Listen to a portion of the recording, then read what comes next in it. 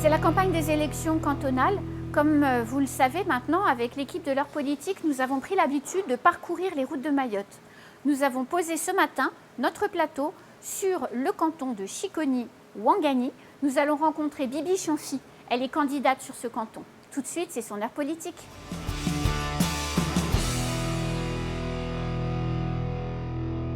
Bibi Chamfi, bonjour. Bonjour Anne. Bienvenue sur le plateau de l'heure politique. Merci. Donc vous êtes candidate aux élections cantonales sur le canton de Ouangani-Chiconi, c'est ça? C'est ça, exactement. Première candidature, Bibi? Alors non, ce n'est pas ma première candidature, parce que j'ai fait partie donc, de la liste pendant les municipales. Et donc aujourd'hui, je suis élue municipale au sein de la majorité donc de Chiconi. Et donc je suis également élue communautaire. Vous faites partie de l'équipe du maire de Chiconi. Exactement, du maire actuel. Ok. Et alors, après cette première expérience d'une campagne, parce que c'est compliqué une campagne municipale, vous en avez retiré quoi de cette première expérience? Alors moi, ce que j'en ai surtout retiré, c'est la proximité avec la population. Parce que quand on fait campagne, on va vers les gens, on va écouter justement donc, les besoins de la population. Et notre rôle en tant qu'élu, c'est de faire en sorte donc, de porter la voix donc, de l'ensemble de la population et de mener à bien donc, l'ensemble des projets. Et alors du coup, comment on fait une première campagne municipale? Visiblement, vous en êtes plutôt contente. Et puis, comment on arrive ensuite à une candidature pour les cantonales? Parce que là, il n'y a pas d'équipe, vous êtes toute seule devant, sur le devant de la scène. Comment on passe de l'un à l'autre, Bibi? Alors déjà, par rapport à la campagne municipale, parce que donc, moi je suis originaire de Chiconi, donc j'ai toujours fait partie des associations du village, au plus proche de la population. Et naturellement, pendant la campagne municipale, on était, en tout cas, l'ensemble de l'équipe donc était au cœur donc des besoins, en tout cas donc de la vie sociale. Et puis après, j'ai également montré ma motivation pendant cette campagne. Aujourd'hui, je suis candidate pour les cantonales parce que j'ai prouvé que j'étais capable donc en tout cas de mener à bien les projets, donc de suivre les projets. Je suis, par rapport à mon expérience professionnelle, où j'ai acquis une bonne expérience, en tout cas dans le management. J'ai pris des engagements dans mon travail, des initiatives. Et aujourd'hui, je suis engagée au service de la population. Alors justement, ça c'est quelque chose qui est super intéressant dans votre profil parce que comme beaucoup de jeunes femmes mahoraises, vous êtes partie faire vos études en métropole. Et puis vous avez commencé votre carrière en métropole. Vous étiez où en métropole? Alors j'étais sur Dijon, en métropole. Effectivement, j'ai commencé ma carrière là-bas, j'ai fait 11 ans. Mais vous avez fait 3 ans d'études? Alors, j'ai fait 3 ans d'études et j'ai fait 8 ans donc dans l'entreprise. Et donc, au sortir de vos études, au sortir de mes études, j'ai été recrutée. Donc 8 ans d'expérience qui m'a permis de beaucoup évoluer. Dans la même entreprise, c'est ça qui est incroyable. Ouais, c'est hyper important parce que justement, j'ai pu aussi venir sur Mayotte, donc toujours dans la même entreprise, avec beaucoup d'expérience en métropole. Et aujourd'hui, je suis encore, en tout cas, encore plus motivée pour aller donc de l'avant. Parce que le fait également d'être venue sur Mayotte me permet aussi donc de participer au développement de l'île par rapport justement à mon travail, dans le cadre de mon travail. Et pour moi, c'est vraiment en tout cas une bonne réussite, si je peux le dire comme ça. Et dans votre choix de rentrer à Mayotte, parce que vous auriez pu avoir la même carrière professionnelle en métropole, il y a des opportunités dans les grandes entreprises partout. Pourquoi revenir à Mayotte? Pourquoi ce choix, à un moment donné, de prendre mari et enfants, puisque vous avez eu vos enfants en métropole, et de revenir ici? Oui, c'est vrai que il y a toujours un petit moment où on pense à la famille.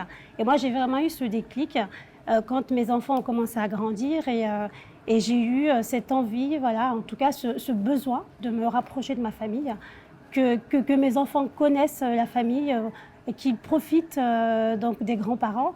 Et donc j'ai vraiment saisi cette opportunité pour revenir et aussi accompagner Mayotte dans son développement avec mon expérience acquise en métropole. Alors ça, on va revenir dessus, mais quand on préparait cette émission, vous m'avez dit quelque chose que je trouvais assez touchant. sur justement la spécificité de la culture mahoraise, qui est de la proximité de la famille et du clan, qui finalement donne des forces à chaque individu, et que ça, c'était quelque chose qu'il ne fallait pas perdre. Exactement, c'est quelque chose qu'il ne faut pas perdre parce que moi, en tout cas, je m'en sers beaucoup, enfin, je m'en inspire beaucoup parce que je suis très occupée aussi par mon travail, Bien sûr. par les divers engagements que j'ai aussi dans la vie associative, donc maintenant en politique. Et c'est très, très important d'avoir le soutien de la famille, d'avoir les parents à proximité qui nous aident aussi à prendre le relais aussi en cas de besoin. Et ça, c'est vraiment une richesse aujourd'hui qu'on doit valoriser sur Mayotte.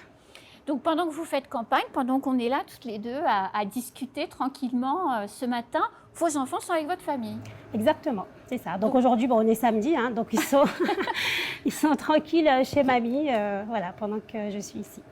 Et donc du coup, candidature pour les cantonales, une envie forte, vous l'avez dit à plusieurs reprises jusqu'à présent, de développer Mayotte. Ça veut dire quoi pour vous développer Mayotte?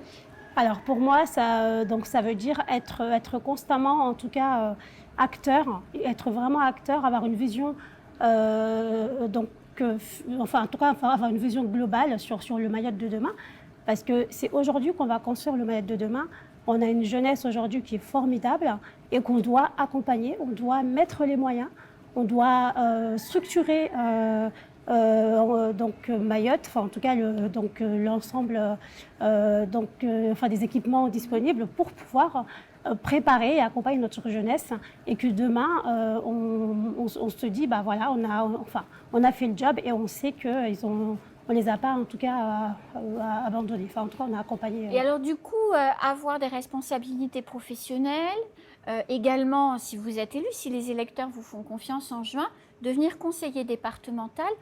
Comment on fait le lien entre les deux socles en fait de la vie? Comment l'un influence l'autre positivement? Alors je le fais déjà maintenant, comme je disais, voilà, moi je suis une femme active, hein, donc j'ai toujours travaillé. J'ai fondé ma vie de famille en travaillant, donc tout est question aussi d'équilibre. Il faut vraiment trouver l'équilibre entre les deux. Il faut aussi voilà, savoir prioriser. Par moment, on peut être très pris par le travail. Et puis par moment, bah, on prend aussi beaucoup de temps pour passer donc du temps de qualité. Et pour moi, la qualité, c'est vraiment très, très important. C'est-à-dire que quand on est posé, quand on prend le temps, bah, il faut aussi que ce soit aussi de la qualité et un bon moment de partage. Et puis on arrive tous à le faire. En tout cas, je le fais déjà dans mon quotidien. Qu'est-ce que vous attendez du poste de conseiller départemental, Bibi? Alors moi, j'attends à ce qu'on prenne en main les enjeux de Mayotte, à ce qu'on se batte vraiment jusqu'au bout. Notamment aujourd'hui, on sait que l'économie est très très important pour le développement de notre île. Je peux également prendre l'exemple du numérique. Aujourd'hui, on voit tous avec le confinement que c'est très très compliqué pour les élèves, en tout cas pour l'accompagnement donc des élèves.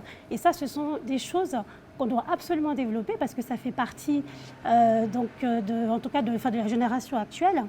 Et puis donc le département en tout cas a déjà commencé hein, avec la fibre dans le sud. Mais il faut vraiment qu'on aille au bout, qu'on aille jusque dans les foyers et qu'on équipe également, en tout cas que la jeunesse soit équipée pour qu'elle soit embarquée. Et ça, ce sont donc des idées, je dirais, qu'on doit avoir au niveau, comment dire, sur du long terme. Et ça se travaille dès maintenant. Un conseiller départemental doit pousser ce genre de... Ah oui, hein, complètement, hein, parce que ça va être notre avenir, en tout cas l'avenir de Mayotte. Hein, doit passer par ces développements et par ces différents enjeux qu'on doit pousser jusqu'au bout. Si vous êtes élu en juin, c'est des thèmes sur lesquels vous vous engagerez? Oui, je m'engagerai sur ces thèmes-là et aussi sur n'importe quel domaine où je serai utile. Parce que c'est surtout ça qui est important, c'est-à-dire qu'on soit utile et qu'on apporte